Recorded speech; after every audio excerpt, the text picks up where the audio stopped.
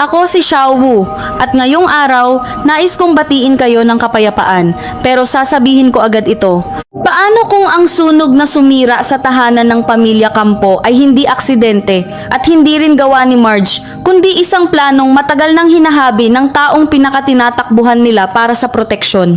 Sa unang tingin, malinaw ang eksena. Naglalagablab ang apoy, umiiyak si Regina, sumisigaw ang emosyon at si Greg tahimik. Sobrang tahimik. Napansin niyo ba yon? Sa gitna ng kaguluhan habang ang lahat ay nagkakagulo, si Greg ay hindi nagtanong, hindi nagutos, hindi nagpakita ng galit, parang may alam siya. O mas delikado, parang inaantay niya ang eksaktong mangyari. Ngayon tanungin ko kayo, kung tunay kang biktima ng sunog, ganun ka ba kakalma? O may parte sa'yo na alam na mangyayari ito? Pagbalik nila sa loob ng bahay, nagsimula na ang mas mapanganib na apoy, hindi apoy ng apoy, kundi apoy ng paninira. Dito pumapasok si Thea, direktang itinuro si Marge bilang salarin. Pero sandali, saan nanggaling ang ideyang iyon? May nakita ba siyang ebidensya? O masyadong mabilis ang pag-akusa? Kung iisipin natin, ang galit ni Marge ay totoo. May dahilan siya para magkimkim ng sama ng loob. Pero sapat ba iyon para sunugin ang buong bahay? O ginagamit lang ni Thea ang galit na iyon bilang sandata para ilihis ang atensyon? At dito nagiging interesante ang laro ng isip.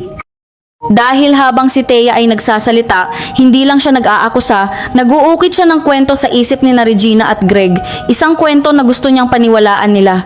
Pero teka, bakit parang hindi agad naniwala si Greg? Sabi niya kilala niya si Marge at dito pumapasok ang unang bitak sa narrative ni Thea. Kung kilala mo ang isang tao, hindi ka agad magdududa. Pero bakit pa rin siya pumunta kay Marge para magtanong? Curious ba siya? O gusto lang niyang marinig ang version na inaasahan na niya? At nung hinarap niya si Marge sa balkonahe, napansin niyo ba ang reaksyon ni Marge? Hindi lang siya nagulat, nanlaki ang mata niya, halos mawalan ng boses. Hindi ito reaksyon ng isang taong nahuli. Ito ang reaksyon ng isang taong tinamaan ng isang kasinungalingang hindi niya kayang ipaliwanag agad. Ngayon, tanungin ko kayo, kung kayo ang nasa posisyon ni Marge, paano nyo ipagtatanggol ang sarili nyo laban sa isang kasinungalingang wala kayong ideya kung saan nagsimula? Dito na pumutok ang emosyon. Sinugod niya si Thea. At sa unang pagkakataon, hindi na siya umatras. Direkta niyang sinabi, hindi siya katulad ni Thea. Iyan ang linya na hindi dapat baliwalain. Hindi lang iyon insulto, isa yung pahiwatig. Parang sinasabi ni Marge na may kakayahan si Thea na gawin ang bagay na ibinibintang niya sa iba. At dito na tayo dapat magtanong, sino ba talaga ang may kakayahan? Sino ang may motibo? Sino ang may pinakamalaking mawawala at sino ang may pinakamalaking makukuha? Habang ang lahat ay naguguluhan, si Edward lang ang nagpakita ng lohika. Pinatigil niya si Thea. Humingi ng ebidensya. Pero bakit parang walang epekto? Parang kahit may boses ng katotohanan, mas malakas pa rin ang bulong ng duda. At si Paulo, tahimik. Pero ibang klase ang katahimikan niya. Hindi siya katulad ni Greg na parang may tinatago. Ang katahimikan ni Paulo ay parang may pinipigilang emosyon. Parang may alam siya, pero pinipili niyang huwag sabihin. Naniniwala siya na hindi kayang gawin ni Marge iyon. Pero bakit hindi niya ipinagtanggol ng mas matindi? Bakit parang kalahati lang ang laban niya? Ito na ang susunod na tanong. Mahal ba talaga niya si Marge o may takot siyang mas malalim pa kaysa sa pag-ibig? At dito papasok ang pinakamasakit na eksena. Si Marge, mag-isa, nasasakal sa mga paratang, hindi niya kinaya. Nag-impake siya, hindi para tumakas, kundi para huminga. Pero pinigilan siya ni Paulo. At ito ang pinakadelikadong bahagi dahil sa unang tingin, parang pagmamahal iyon. Ayaw niyang mawala si Marge. Gusto niyang ayusin ang lahat. Pero kung titignan natin, ng mas malalim kontrol ba iyon? Pinipigilan niya si Marge umalis. Hindi niya hinayaan mag-isip. Hindi niya binigyan ng espasyo. At ginamit pa niya ang anak nilang si Jasmine bilang dahilan. Ngayon, tanungin ko kayo, kapag ang isang tao ay pinipigilan kang umalis, kahit nasasaktan ka na, pagmamahal ba iyon o paghawak? At dito pumapasok ang twist na maaaring magpabago ng lahat ng iniisip natin. Paano kung ang sunog ay hindi lang para sirain ang bahay, kundi para itali si Marge sa sitwasyong hindi na siya makakatakas. Isipin nyo, nasunog ang tahanan, nawala ang seguridad, naging emosyonal ang lahat. At sa gitna ng kaguluhan, si Marge ay naging pangunahing suspect. Nawala ang tiwala sa kanya, nawalan siya ng lakas umalis. At sino ang pinakanakinabang? Si Paulo. Dahil ngayon, wala nang ibang pupuntahan si Marge. Kailangan niyang manatili. Kailangan niyang sumunod. Kailangan niyang protektahan ng anak nila, kasama si Paulo. Kung ganon, aksidente pa rin ba ang lahat? O may mas malalim na plano na hindi pa natin nakikita? At mas nakakakilabot, paano kung hindi lang si Thea ang nagmamanipula, kundi may isa pang mas tahimik, mas maingat at mas mapanganib na gumagalaw sa likod ng lahat? Kung akala nyo doon nagtatapos ang tensyon, dito pa lang talaga nagsisimula ang mas madilim na bahagi ng kwento. Dahil sa sandaling nanatili si Marge sa bahay, hindi lang niya tinanggap ang sitwasyon, pumasok siya sa isang larong hindi niya alam kung sino ang tunay na kalaban. Balikan natin ang eksena kung saan pinigilan siya ni Paulo. Hindi lang iyon simpleng pakiusap. May diin, may kontrol, at higit sa lahat, may takot. Napansin niyo ba kung paano niya binanggit si Jasmine?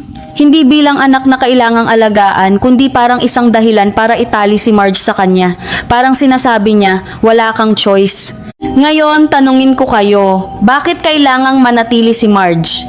Dahil ba sa pagmamahal o dahil may kailangan itago si Paulo? At habang iniisip natin iyon, bumalik tayo kay Thea. Dahil sa likod ng kanyang matapang na mga salita, may isang bagay na hindi niya maitatago, ang sobrang pagiging sigurado. Ang isang taong nagsasabi ng totoo, kadalasan nagdadalawang isip, naghahanap ng ebidensya. Pero si Thea, diretso. Walang pag-aalinlangan. Hindi ba't masyadong perpekto ang kanyang kwento? At mas lalong nagiging kahina-hinala ang lahat nang mapansin natin ang reaksyon ni Regina. Sa una, nagulat siya. Hindi siya agad naniwala. Pero habang tumatagal, unti-unti siyang nahuhulog sa ideya na si Marge nga ang may kasalanan. Bakit? Dahil sa paulit-ulit na bulong ni Thea, isang teknik ng manipulasyon. Ulitin mo ang kasinungalingan hanggang sa magmukha itong katotohanan. Pero may isang detalye na halos walang nakapansin. Noong binanggit ni Thea ang galit ni Marge, parang mas alam pa niya ang lalim ng emosyon ni Marge kaysa sa mismong pamilya nito. Paano niya nalaman iyon? Magkaaway sila? Oo. Pero ganun ba kalalim ang pagkaunawa niya? O baka mas matagal na niyang pinag-aaralan si Marge? At dito na papasok ang isa pang layer ng misteryo. Dahil kung alam ni Thea kung paano mag-isip si Marge, kung paano ito magagalit, kung paano ito kikilos, ibig sabihin matagal na niyang binubuo ang narrative na ito. Isang kwento kung saan si Marge ang kontrabida. Ngayon, balik tayo kay Greg. Dahil hindi pa rin nawawala ang kakaibang katahimikan niya. Oo, kinonfront niya si Marge. Oo, nagtanong siya. Pero pagkatapos nun, wala. Hindi siya nag-imbestiga. Hindi siya naghanap ng ebidensya. Parang sapat na sa kanya ang ideya na maaaring si Marge ang may kasalanan. Bakit? Kung talagang kilala mo ang isang tao, hindi ka ba lalaban para sa kanya? O baka gusto mo ring maniwala na siya ang may kasalanan para may matakbuhan kang paliwanag at dito nagiging mas madilim ang lahat? Dahil ang sunog ay hindi lang sumira ng bahay, ang sinira nito ang tiwala ng bawat isa sa isa't isa. At sa gitna ng lahat ng ito, si Marge unti-unting nawawala ang boses. Pero sandali, may isang eksena na hindi dapat balewalain. Noong nag-iimpake si Marge, wala si Thea doon. Wala si Regina, wala si Greg. Pero si Paulo, eksaktong dumating sa tamang oras. Hindi ba't parang inaantay niya iyon? At kung tutuusin, siya lang ang may direktang access kay Marge sa sandaling iyon. Siya lang ang may kakayahang impluwensyahan ang desisyon nito. Kaya tanungin natin, pagkakataon lang ba iyon o bahagi ng plano? At kung pagsasamahin natin ang lahat ng piraso, si Thea ang nagtanim ng ideya, si Greg ang nagbigay ng legitimacy sa duda, si Regina ang unti-unting naniwala, at si Paulo ang nagkontrol sa huling galaw ni Marge. Parang chess game, at si Marge ang piyesa. Pero sino ang naglalaro? Ito na ang twist na maaaring magpabago ng lahat. Paano kung hindi magkalaban sina Thea at Paulo, kundi magkasabwat? Isipin nyo, si Thea ang gumagawa ng ingay. Siya ang nag-aakusa. Siya ang front. Habang si Paulo, tahimik. Siya ang kumokontrol sa emosyon ni Marge. Siya ang nagtitiyak na hindi ito makakaalis. Dalawang magkaibang estilo, pero iisang resulta. Pagkakulong ni Marge sa isang sitwasyong wala siyang panalo. Kung ganon, sino ang tunay na target ng sunog? Ang bahay ba? O si Marge mismo? At mas nakakatakot, paano kung hindi lang ito tungkol sa galit o paghihiganti, kundi may mas malaking sikreto na kailangang itago. Isang sikreto na alam ni Marge kahit hindi pa niya napagtatanto. Habang tahimik si Marge sa kanyang kwarto, tila sumusunod sa gusto ni Paulo, may isang detalye na halos hindi napansin ng karamihan.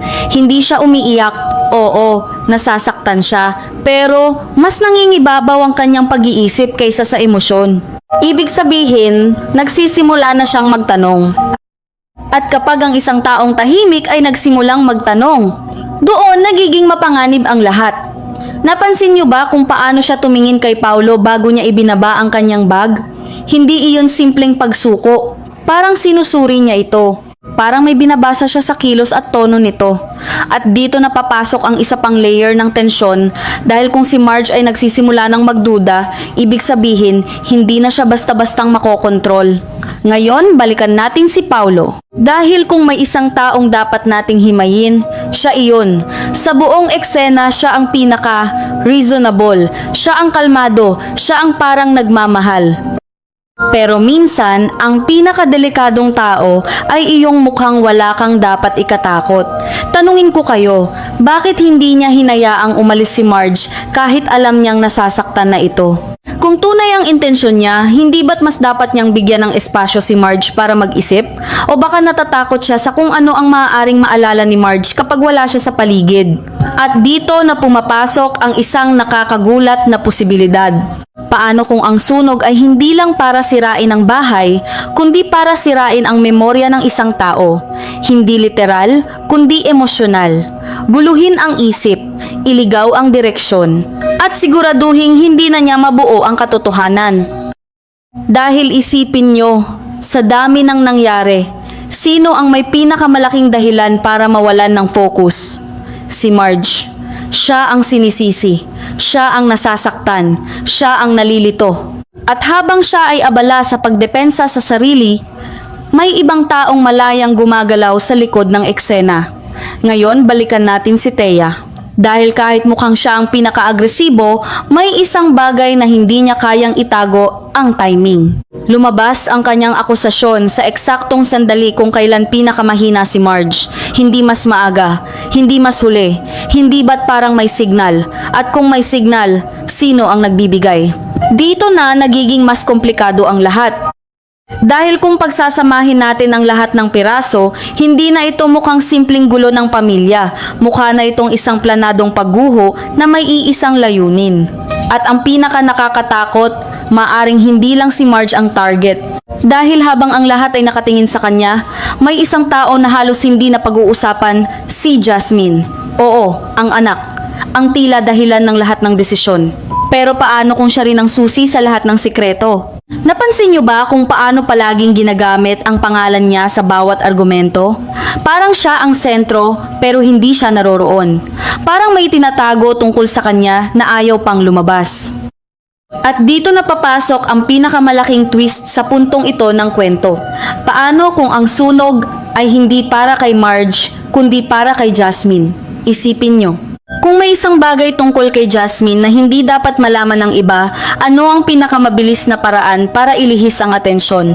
Gumawa ng mas malaking eskandalo, sunog, paratang, gulo. At habang lahat ay abala sa pag-aaway, ang tunay na sikreto ay nananatiling nakatago.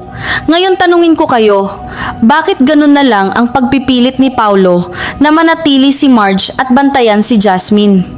Proteksyon ba iyon o pagbabantay? At kung pagbabantay, kanino niya pinoprotektahan si Jasmine? Sa iba o sa sarili niyang katotohanan? Habang mas lumalalim ang gabi sa bahay na iyon, mas nagiging malinaw na walang kahit isang tao ang ganap na inosente. Lahat may tinatago, lahat may dahilan, lahat may kinatatakutan. At si Marge nasa gitna ng lahat. Unti-unti niyang nararamdaman na may mali, na may hindi tugma, na ang kwentong ibinibigay sa kanya ay hindi buong katotohanan. Pero ang tanong, handa ba siyang tuklasin iyon?